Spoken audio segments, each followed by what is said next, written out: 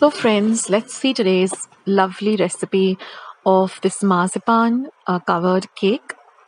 So I'm going to show you how to make the marzipan for the covering as well as the cake. I'll show you the cake recipe at the end of the video. So let's get started with how to make the marzipan dough to cover the cake. Now here I have 200 grams of cashew nuts. I've soaked them in about 1 cup of water for 30 minutes, then transferred them to my mixer jar, and using a little bit of water, I've ground it to a very fine paste.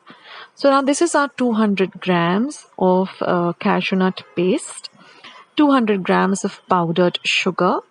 This is one egg white and what 1 teaspoon of half a teaspoon of almond essence. If you don't have almond essence, you can also use vanilla essence. Now we're going to beat the egg a bit and then we're going to transfer it into the paste. We're also going to add the almond essence to it. And now we're going to transfer this along with the powdered sugar to a heavy bottomed pan. And now you're going to mix all of this really well. And then just on a low flame, keep stirring this till it starts to leave the sides of the vessel. Now use a wooden spoon that will help you to mix everything without feeling the heat of the mixture, because the mixture is really hot. Now we're going to do a water test. So just take about a little bit of the mixture in a bowl of water, and if you're able to form a nice firm ball like this, that means your mixture is ready. Transfer it to a nice steel plate, let it cool completely, and then just knead it to a very, very smooth dough like this. So now our marzipan dough is ready. Now I'm going to show you how to cover the cake. So today I'm going to be making a chocolate fruit and nut cake, and I'll show you the recipe also at the end of the video. Then that is my cake. And now I'm just going to dust my surface with a little bit of powdered sugar that will help me to roll out this marzipan very, very easily. So now remember, the marzipan has to cool completely, and then just very gently roll it like this. It's very easy to work with, friends. So just roll it out very gently, and because we're dusting it with a little bit of powdered sugar, it helps the process. So you can make it as thick or as thin as you like. I think 1 inch thickness should be sufficient. Now many of my viewers have been requesting for this video, and they've been asking me, Akshita, can you use the same marzipan recipe to cover a cake? And here's the recipe. Here's my recipe. So now I'm just lifting it up with the help of the rolling pin, and I'm just going to smoothen the edges and the top, and then just cut off all the excess. Now don't throw away the excess. You can use it to make lovely marzipan decorations. Like my daughter Ira, she made little mistletoes with the leftover marzipan that was there. And I'm just going to trim off all the edges and smoothen it out so it looks nice and presentable. So here it is. I've just transferred it to my serving plate. And now I'm just going to decorate it with these beautiful mistletoes made with the same marzipan by my daughter Ira. All she did is just added some color, shaped the leaves, painted them a little bit. And here is the lovely Christmas cake all ready, decorated and covered with marzipan, which you can make at home. You don't need to make fondant, you don't need to buy it. And you can see the leaves, they're so pretty, and she's really done a very good job with it. So thank you, Ira. And this is the lovely cake. I'm sure your Christmas table will look beautiful with a lovely marzipan covered cake like this. So now let me take you quickly through the recipe of the cake. Now here I have 125 grams of all-purpose flour, 125 grams of powdered sugar, 50 grams of cocoa powder, and 1 teaspoon of baking powder. Now these are our dry ingredients, so just mix all of them well and whisk them well till you get a nice dark brown kind of a dry powder without any whites. Now here I have 125 grams of butter. I'm just going to whisk it well for 1 minute. You don't need an electric mixer or whisk. You just need a regular whisk. Just beat it for a minute till it turns a little bit white. Then I'm going to add 3 egg yolks. Mix the egg yolks also in really well. You can use an electric whisk, but even a general, a normal whisk will do. I'm going to add 1 teaspoon of vanilla essence, Mix it in really well. And now I'm going to add the egg whites. Mix that in well too.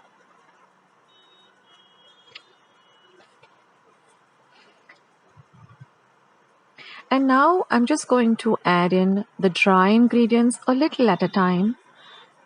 Now this would be a good time to preheat your oven to 180 degrees Celsius for about 10 minutes. And now mix everything really well together. And now I just want to add 2 tablespoons of milk just to give it a nice smooth consistency. And now our cake batter is ready. Now I'm just going to add half a cup of mixed fruits, whatever I had in my refrigerator, walnuts, almonds, kishmish, cranberry, and then just put it into a square tin like this. If you want to make a round cake, you can go with a round cake and bake this in your oven at 180 degrees Celsius for about 20 minutes. But don't forget to preheat your oven. And after 20 minutes, your cake is all ready. Let it cool completely, demold it, and then put this lovely marzipan on top of it, decorate it, and just have a lovely Christmas table. And I'm sure all your family, friends are going to ask you for this recipe.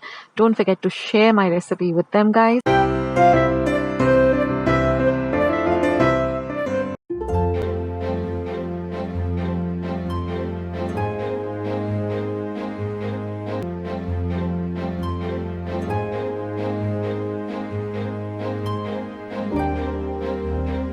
So I've taken 2 eggs in a bowl and I'm going to whisk it very well. To this, I'm going to be adding half a cup of powdered sugar. Now we're going to add about half a cup of milk and we're going to continue whisking. Now we're going to add 1 teaspoon of vanilla essence or vanilla extract. Now goes in 1 cup of coconut milk. We're going to now add half a cup of rice flour and we're going to whisk this till we get a nice smooth batter. Next goes in 1 cup of maida or all-purpose flour and we're going to continue whisking by adding a little maida at a time, but we want to get a nice and smooth batter. And once our batter is ready, we're going to set it aside and let it rest for at least an hour.